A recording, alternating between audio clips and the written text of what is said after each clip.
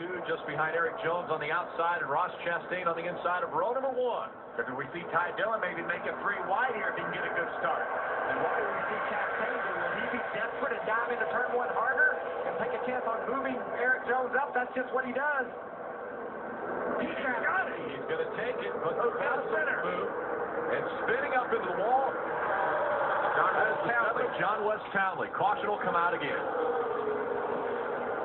Now, who was leading on the last loop? That's what NASCAR is going to go by. When the caution flag came out, who was ahead at the last loop? They will not use video only to determine the finishing position of the race.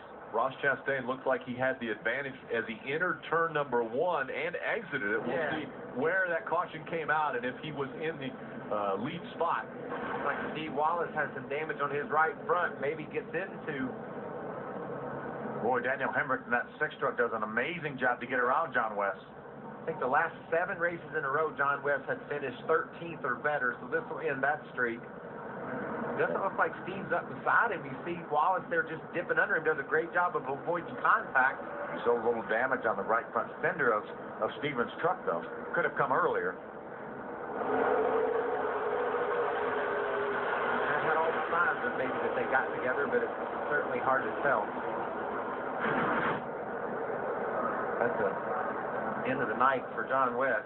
As you mentioned, with really consistent finishes, he's had 8 career top 10 finishes, 4 in the last 5 races. He really has caught on to these trucks and been competitive week in and week out. Man, it's just so tough back there in that traffic, though, Phil. We got 20 laps to go. We saw Chastain just throw all the dice on the table and say, I'm diving into turn 1 and grabbing this lead. He made it stick.